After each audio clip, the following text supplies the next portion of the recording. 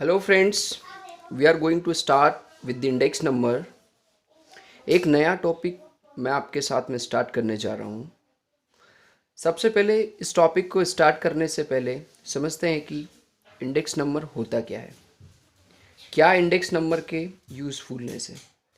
एक छोटा सा ब्रीफ इंट्रोडक्शन मैं आपको देता हूँ। देखिए, इंडेक्स नंबर एक तरह की स्पेसिफिक रेशो होती है जो कंपैरिजन को बहुत आसान बना देती है।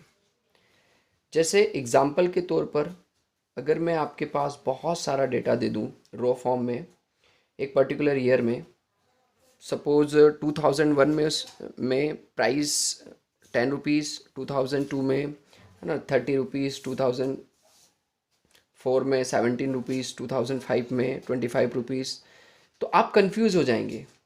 आप एक बार में हिट नहीं कर पाएंगे कि कितना प्राइस एक्चुअली बढ़ रहा है और कितना प्राइस कम हो रहा है। बट अगर मैं इसे इंडेक्स नंबर के फॉर्म में कन्वर्ट कर दूं तो एक बार में एक आम इंसान भी समझ सकता है कि एग्जैक्टली हर साल कितना प्राइस बढ़ रहा है और कितना कम हो रहा है। ठीक है, तो इसको समझने के लिए मैंने एक बहुत ही अच्छा एग्जाम्पल कॉपी में लिया है। आइए इसको डिस्कस करते हैं।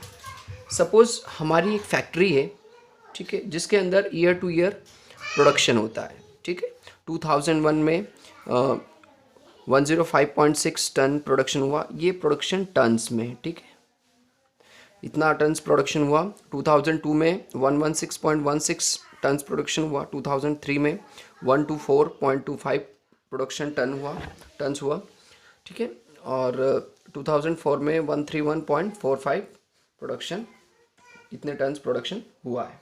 ठीक है, अब हमें इतना तो समझ में आ रहा है इसको देखने से कि प्रोडक्शन बढ़ तो रहा है, बट एग्जैक्टली कितना बढ़ रहा है ना। आप किसी न किसी तरीके से निकाल तो लेंगे, लेकिन इसको तुरंत हम हिट नहीं कर पा रहे, तुरंत समझ में नहीं आ रहा है कि कितना बढ़ रहा है एग्जैक्टली।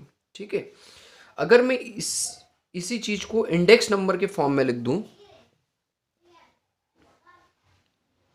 इंडेक्स नंबर के फॉर्म में। अच्छा, इंडेक्स नंबर कैसे आया अभी आप इतना ना सोचे, है ना। इसको नेक्स्ट टॉपिक में जब डिस्कस करेंगे तो और अच्छे से ये समझ में आ जाएगा। बस आप इतना सोचें कि यदि मैं इंडेक्स नंबर के फॉर्म में लिख दूं 100, 110, 120 एंड 130, तो अब आपको समझ में आ जाएगा। अब कंपैरिजन करना बहुत आसान हो जाएगा कि हर साल कितना प्रोडक्शन, कितने टन्स प्रोडक्शन बढ़ रहा है। ठीक है, जैसे ही मैं यहाँ पे बता दूँ, है ना, ये इसके साथ कंपैरिजन करा, इसके साथ कंपैरिजन। अब देखिए, यहाँ पर 10% बढ़ रहा है, यहाँ पर 20% बढ़ रहा है और यहाँ पर 30% बढ़ रहा है। एग्जैक्टली हमने हिट कर दिया कि यहाँ पर इतना इतना परसेंट बढ़ रहा है। तो आप इसमें सिंप्लीफाई वे में समझ पा रहे हैं कि एग्जैक्टली मेरी फैक्ट्री के अंदर कितना प्रोडक्शन बढ़ रहा है ना। और जब ये जो प्रोडक्शन था ये रॉ फॉर्म में था,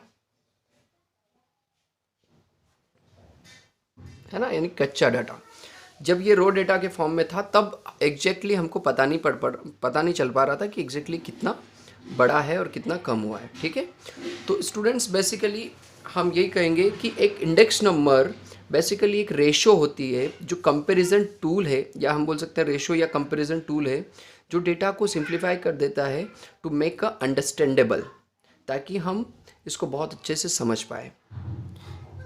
ठीक है, ओके, नेक्स्ट टॉपिक में इसके और अच्छे से इसके कॉन्सेप्ट को हम आगे समझेंगे। इसमें सिंपल सा इंट्रोडक्शन मैंने दिया है, what about the index number. Okay.